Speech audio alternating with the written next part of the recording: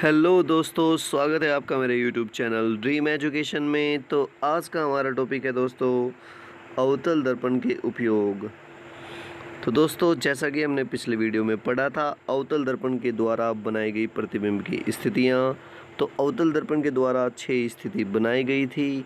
वह 6 स्थिति एग्जाम्पल के रूप में यहाँ उपयोग होती हैं। तो दोस्तों चलिए उनके द्वारा हम समझते हैं अवतल दर्पण के उपयोग।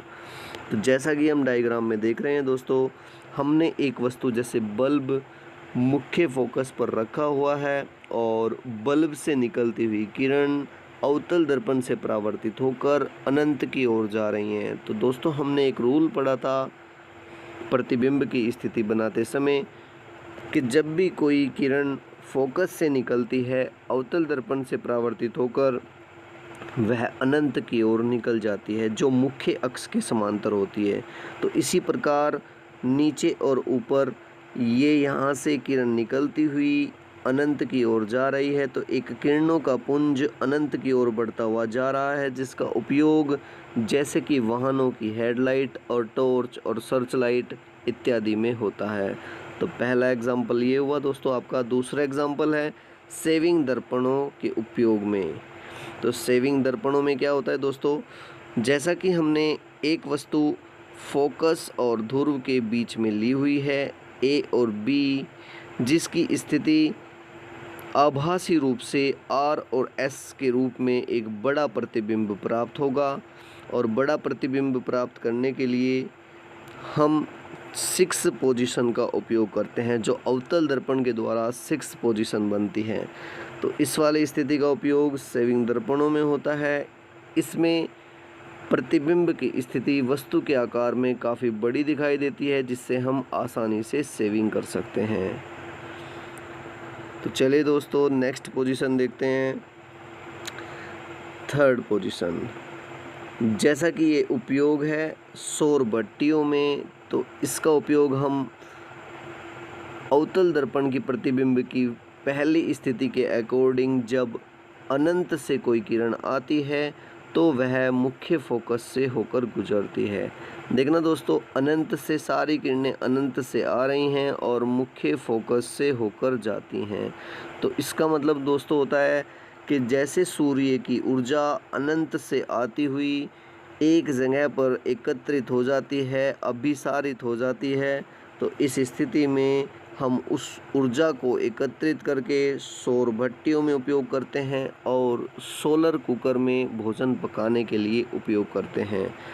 चौथा एग्जाम्पल है दोस्तों डेंटिस्ट द्वारा मरीजों के दांत देखने में।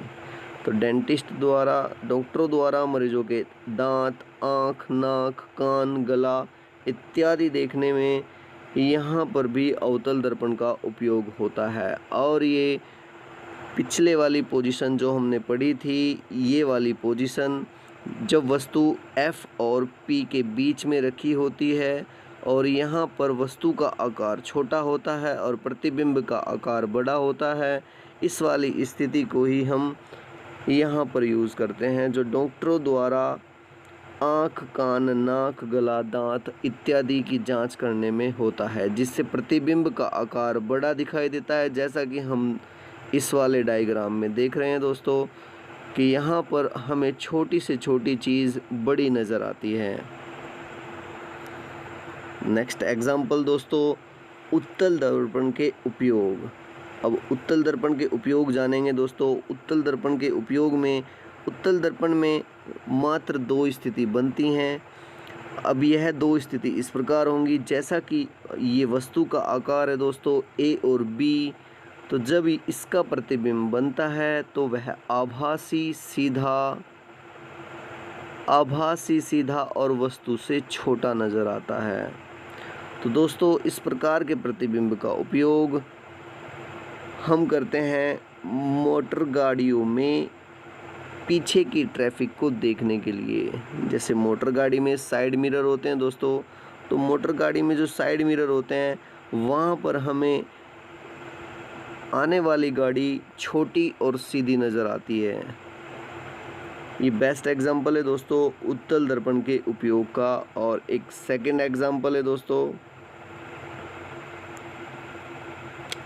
बड़े शॉपिंग स्टोर में ग्राहक की गतिविधियों को मॉनिटर करने में। ये वाला जो एग्ज़ाम्पल है दोस्तों, ये वाला इसी से रिलेट करेगा जो मोटर वाहनों के पीछे ट्रैफिक देखने में होता है, क्योंकि यहाँ पर प्रतिबिंब की स्थिति छोटी नज़र आती है। ठीक उसी प्रकार बड़े शॉपिंग स्टोर में ग्राहक की गतिविधियों को मॉनिटर करने के लिए एक शीशा लगा होता है, जिसमें सभी की स्थिति उस शीशे में नज़र आती है, अर्थात वो सीधे और छोटे नज़र आते हैं। एक नेक्स्ट एग्जांपल है दोस्तों, जब उत्तल दर्पण से किरण परावर्तित होकर उसी क्षेत्र में फैल जाती हैं और अत्यधिक प्रकाश उत्सर्जित करती हैं, जैसे स्ट्रेट लाइट में एक बड़े क्षेत्र पर प्रकाश डालने के लिए, या फिर सोडियम लैंप के परावर्तन में। तो सोडियम लैंप में जब हम किरणों को परावर्तित करते हैं तो वो अत्यधिक प्रकाश परावर्तित करती हैं दोस्तों। तो दोस्तों ये था आज का हमारा टॉपिक। यदि आपको वीडियो अच्छी लगी हो तो चैनल को सब्सक्राइब कीजिए और ज़्यादा से ज़्यादा शेयर कीजिए। फिर मिलते हैं नए टॉपिक के साथ। जय हिंद।